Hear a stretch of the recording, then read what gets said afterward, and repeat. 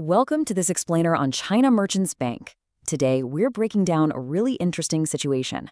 Does this specific Chinese retail banking giant represent a brilliant dividend opportunity for income investors? Or is it actually a classic value trap ahead of its absolutely critical August 29th earnings report? Let's dive in.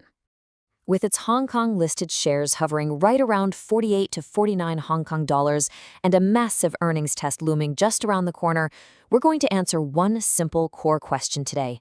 Should you buy, hold, watch, or sell?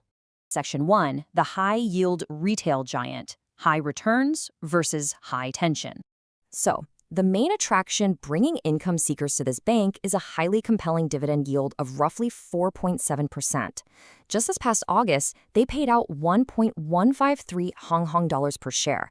And let's be real, for anyone hunting for income in the financial sector right now, a yield pushing 5% is absolutely going to turn heads. Section 2, why retail banking matters and why this is not your average state-owned bank. To really get what makes their investment profile unique, you have to look at how heavily weighted they are toward the everyday consumer. We're talking retail banking, things like consumer loans, credit cards, and wealth management, making up nearly 62% of their net interest income. You know, this isn't just another giant policy-driven state bank. They have a distinct edge here, which gives them immense earnings power if Chinese consumer confidence starts to improve. Section 3, the earnings warning signs and the market's caution. But despite that incredibly strong retail franchise we just talked about, there is a massive warning sign flashing right now. Just look at the troubling pattern in their earnings surprises. The bank has actually missed analyst expectations for the last 3 consecutive quarters. This all culminated in a pretty significant 5% earnings miss in Q1 of 2026. And, as you'd expect, the market swiftly punished the stock price. That string of recent misses? Well, that's exactly why the upcoming Q2 earnings report on August 29th is the ultimate catalyst for the stock's next big move. Right now, current consensus data shows an EPS estimate of 1.76 Hong Kong dollars.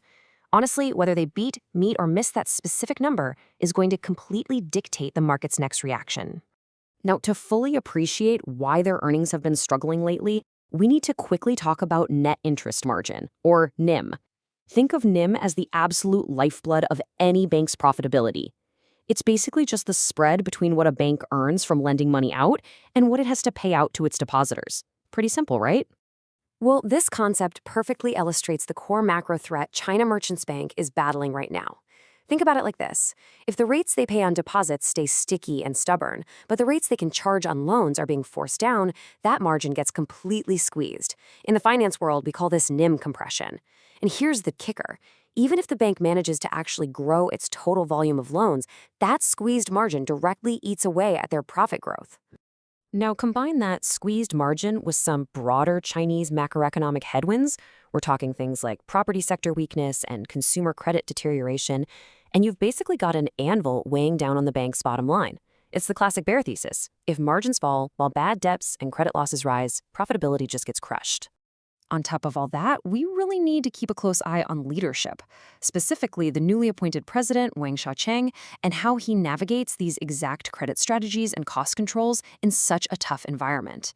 His appointment literally just became effective on July 28th, so this August 29th earnings call is going to give us some absolutely crucial insights into how this new leadership plans to steer the ship. Which brings us to Section 4, assessing dividend safety. Is that yield actually secure? So with all this earnings pressure, the new leadership and the macro risks, is that attractive 4.7% dividend safe?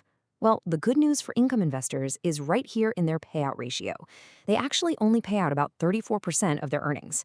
What that means is they've got a relatively conservative buffer. They aren't just draining all their capital to artificially maintain that yield, which is definitely a positive sign. All right, let's wrap this up. Section 5, the verdict. Watch or buy. Here is your earnings playbook.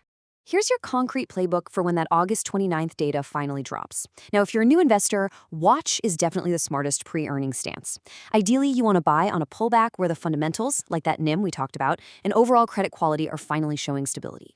If you already own shares, hold makes sense, as long as credit quality stays healthy. But listen, you've got to be ready to hit sell if we see a 4th consecutive earnings miss combined with rapidly deteriorating margins.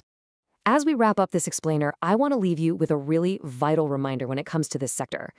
The best long-term value emerges when you can objectively separate market fear from actual, verifiable fundamental improvement. Cheap doesn't automatically mean safe. We absolutely need to see those fundamentals quietly getting better before jumping in with both feet. So, the ultimate question to leave you with today is this. When the numbers finally drop on August 29th, will the balance sheet confirm that this high-yield retail giant is turning the corner? Or is the macro pressure just going to be too much? We're going to be watching very, very closely.